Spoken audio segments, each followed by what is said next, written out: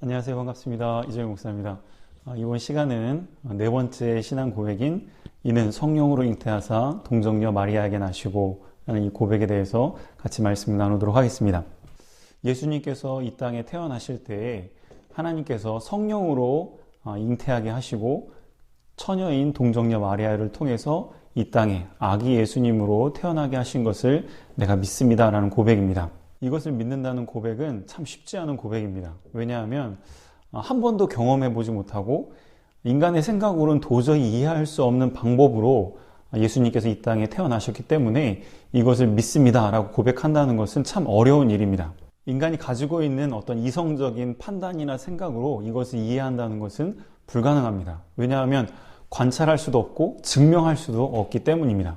하나님께서 우리 인간을 이 땅에 태어나게 하실 때에는 하나님이 만드신 법칙과 질서는 난자와 정자가 서로 수정을 해서 그것이 점점 이제 자라나서 태아가 되고 이제는 사람이 되어서 이 땅에 이렇게 태어나게 하시는 것이죠. 그런데 하나님께서는 천사를 통해서 마리아에게 말씀하시기를 성령으로 내가 너를 잉태하게 할 것이다 라고 말씀하십니다. 성령으로 잉태하게 된다라는 것은 무슨 뜻일까? 도저히 우리가 가지고 있는 지식이나 경험이나 어떤 과학적인 그런 방법으로 이것을 알아낼 수가 없는 것이죠.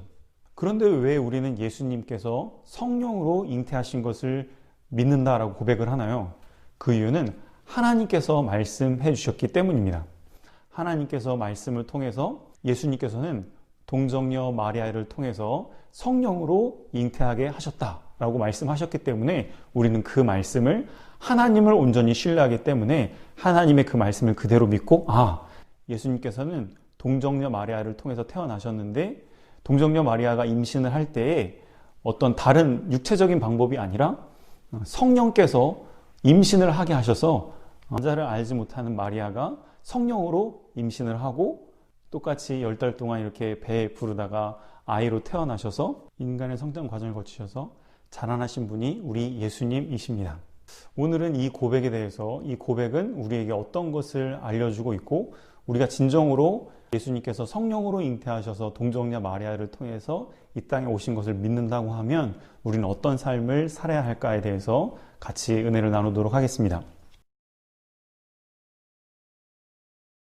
첫 번째 질문은 예수님께서 동정녀 마리아를 통해서 성령으로 잉태돼서 이 땅에 태어나셨는데 이것이 왜 우리 신앙에 거치는 돌이 될 수 있는가에 대해서 살펴보겠습니다.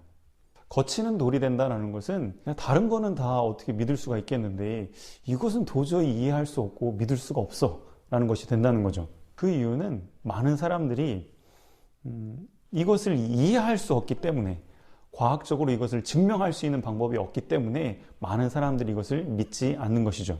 마리아가 요셉이라는 남자와 약혼을 하긴 했지만 아직은 결혼을 하지 않은 상태입니다.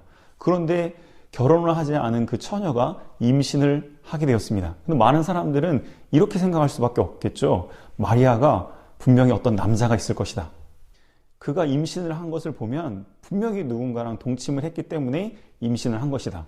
그러면서 점점 비난을 받을 수 있는 일이 되는 것이죠. 그래서 예수님께서 이 땅에 오셨을 때 예수님에 대해서 예수님은 아버지 없는 자식이다. 사생자다. 이런 식으로 사람들이 판단을 했던 것이죠.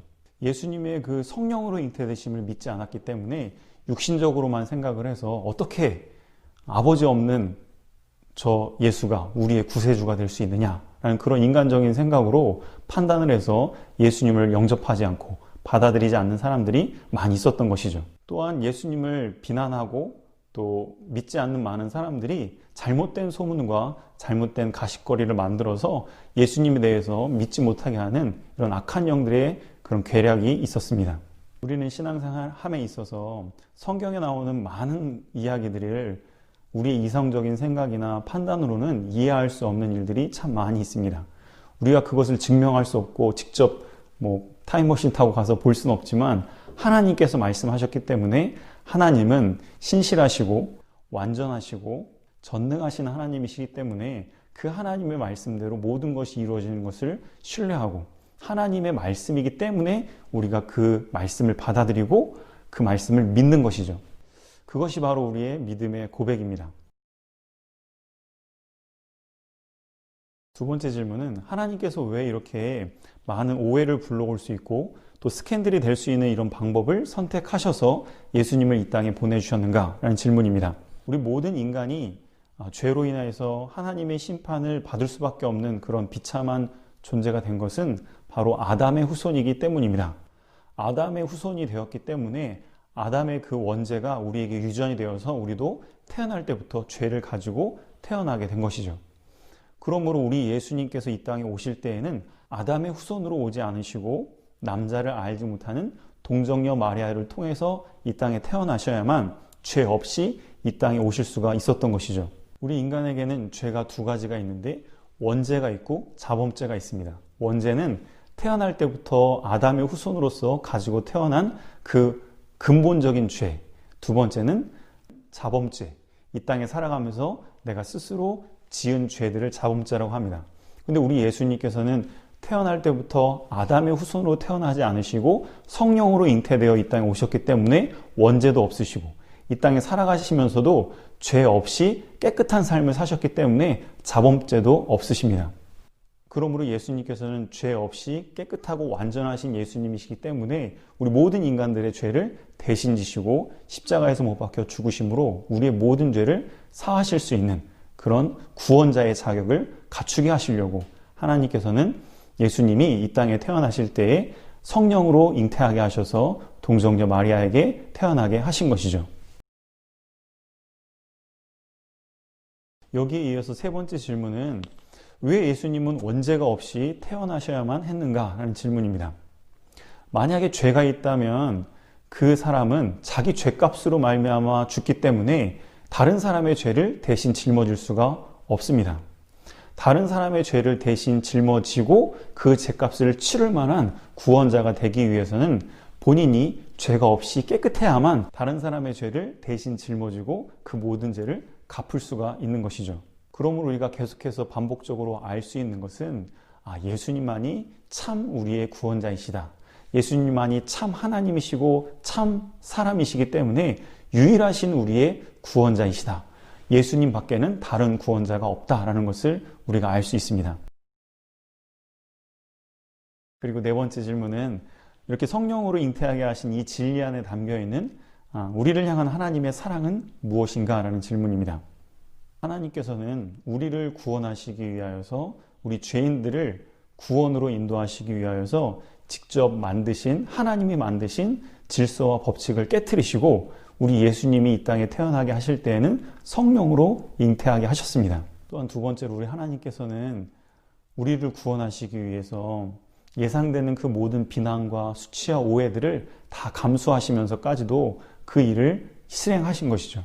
예수님께서 이 땅에 태어나게 하실 때의 모습을 보면 성부 하나님께서 말씀하시고 성령 하나님께서 역사하시고 성자 예수님께서 실천하셔서 동정녀 마리아를 통해서 잉태하게 하신 것이죠. 이렇게 우리의 구원을 위해서 성부 하나님, 또 성자 예수님, 성령 하나님께서 함께 모든 것을 다 내어놓으시고 우리를 위해서 일하시는 우리 하나님이시다라는 것을 우리가 발견하게 됩니다. 이제 벌써 마지막 다섯 번째 질문입니다. 동정녀 마리아를 통해서 성령으로 예수님을 잉태하게 하신 이 진리를 우리가 진정으로 믿는다고 한다면 우리는 어떤 삶을 살아야 할까요? 첫 번째로는 우리가 하나님처럼 좀 신실하신 그런 모습을 좀 닮아야 하겠습니다. 다른 사람들에게 내가 다른 사람은 다 못 믿어도 당신이 하는 말은 내가 믿을 수 있습니다 라는 이런 말을 듣는 우리가 되면 참 좋겠습니다. 하나님께서 말씀으로 예수님께서 성령으로 잉태하셨다라는 것을 말씀하실 때에 도저히 우리가 이해할 수 없고 믿을 수 없지만 하나님께서 말씀하셨기 때문에 우리가 그 말씀을 믿는 것이죠.